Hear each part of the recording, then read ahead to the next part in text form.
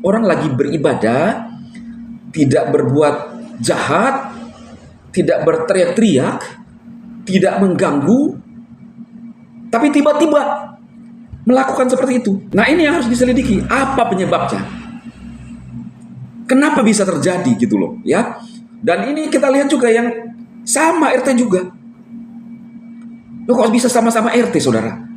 Ini kan saya sebagai masyarakat awam bertanya, tanda tanya besar. Shalom saudara terkasih dalam Tuhan Yesus Kristus. Salam jumpa bagi saudara-saudara seiman di seluruh wilayah Indonesia dari Sabang sampai Merauke. Juga saudara-saudara seiman yang ada di luar Indonesia. Saya berdoa kasih anugerah Tuhan kita Yesus Kristus melimpah atas hidup saudara. Memelihara jiwa, roh, tubuh saudara. Amin. Saudaraku, saya mengingatkan saudara untuk tetap hidup dalam pimpinan Tuhan, ya, mengandalkan Tuhan, berdoa, minta pertolongan dan perlindungan Tuhan Yesus, saudara. Kenapa? Karena kita ini sebagai orang-orang percaya di bangsa ini, ya, masih kadang-kadang belum ada rasa nyaman. Loh, kok gitu Pak Pendeta?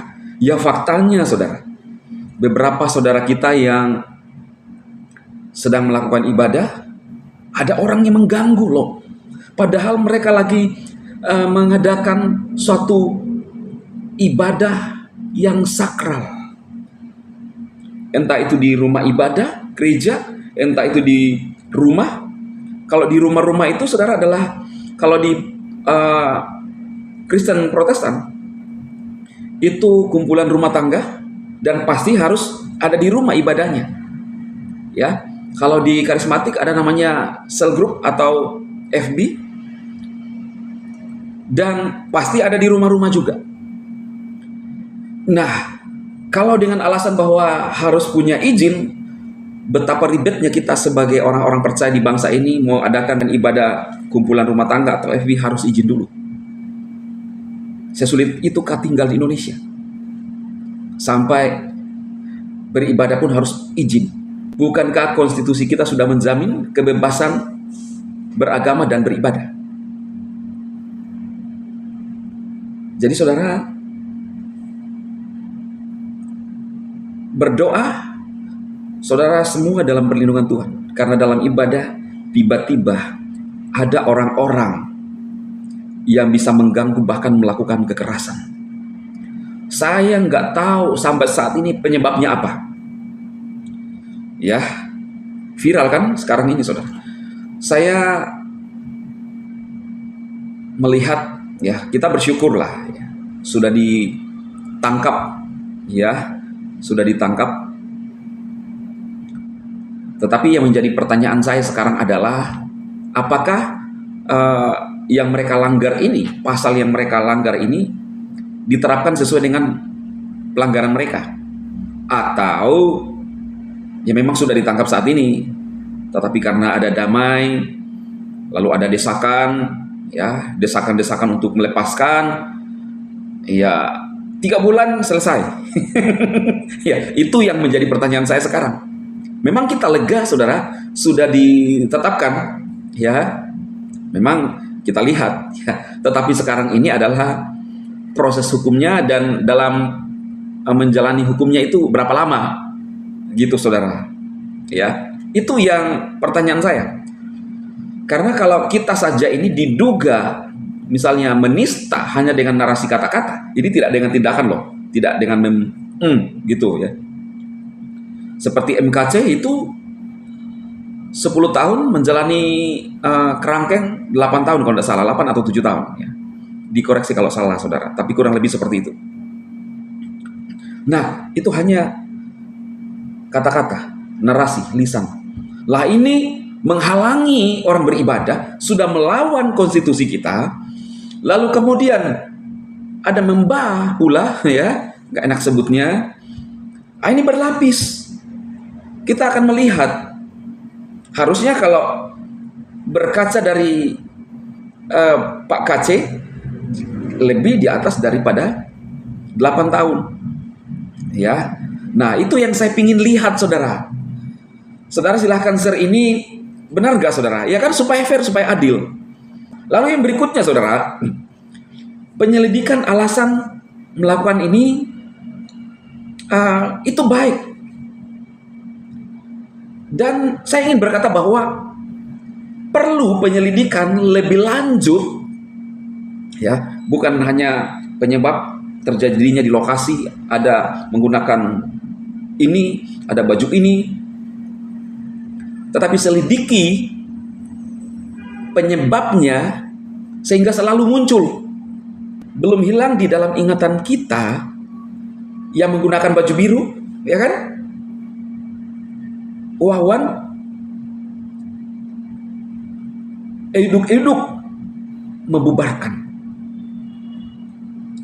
Nah, ini harus diselidiki. Kenapa ada seperti ini? Orang lagi beribadah, tidak berbuat jahat, tidak berteriak-teriak, tidak mengganggu, tapi tiba-tiba melakukan seperti itu. Nah, ini yang harus diselidiki. Apa penyebabnya? Kenapa bisa terjadi gitu loh, ya? Dan ini kita lihat juga yang sama RT juga.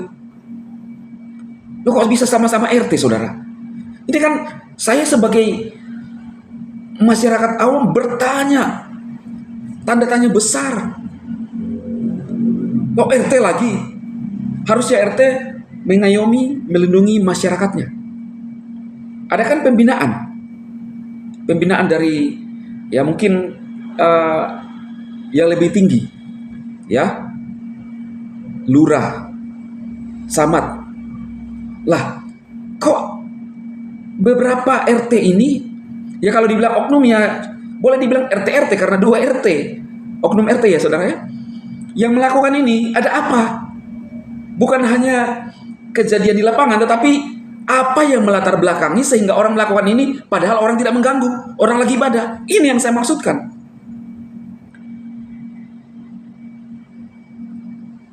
Lalu kemudian juga yang lalu, saudara, berapa minggu yang lalu, pemain bola, ada 2 orang kembar dari Papua kalau tidak salah, menggunakan kalung, lalu seragam bola. Ada yang mengomentari, ngomong begini, jersey-nya terlihat jelek karena ada kalungnya. Kalungnya itu lambang salib. Lah kenapa jelek? Kenapa mengeluarkan kata-kata ini? Harus apa ya saudaraku? Bingung saya. Bingung ya. Lalu kenapa saya ngomong ke Pak Kapolri? Memang Pak Kapolri tidak langsung bersentuhan dengan mereka-mereka ini, ya. Tetapi minimal Pak Kapolri ini memberikan arahan ke bawahannya, ya, mungkin bagaimana strukturnya, jaringannya di dalam kepolisian. Saya nggak mengajari sama sekali, tetapi supaya ada tindakan hukum yang sama, tidak tebang pilih, tidak milih-milih. Kalau golongan ini pakai perasaan, oh jangan. Nah, itu maksud saya kenapa saya berkoar-koar kepada Pak Kapolri dan juga kepada Pak Presiden. Karena sebuah negara, saya yakin negara itu berjalan karena ada kepalanya, penentu. Baik, Pak Jokowi selalu mengumandangkan, hati-hati, harus mendapatkan perlakuan yang sama. Hati-hati ini tidak hanya dinarasikan, tetapi ada langkah konkret, membuat aturan sistem sampai jajaran tingkat paling bawah RT, sehingga tidak terjadi seperti itu. Dari segi hukum ketatanegaraan kita, saudara, itu bisa tersentuh nilai-nilai kebinekaan, Bhinneka Tunggal Ika, Pancasila, undang-undang bisa sampai. Nah, lalu kemudian tetap juga memperhatikan dari sisi, kalau kita orang Kristen, perhatikan ajaranmu, saudara-saudara seiman. Ya, saudara-saudara seiman, perhatikan ajaranmu. Nah, itu kalau orang Kristen. Kalau yang lain ya saya nggak mau urusi. Ya. Nah itu saudara, supaya ada rasa aman di bangsa ini. Kan tidak aman nih Pak Jokowi, Orang lagi ibadah, tetapi tiba-tiba ada orang yang mengganggu. Tidak ada rasanya. Biar apa yang saya sampaikan ini, saudara, uh, semua ungkapan isi hati kita mewakili saudara-saudara sekalian, silakan share. Sehingga bangsa kita ini kita ingin melihat bangsa kita maju ke depan, saudara. Tuhan Yesus memberkati.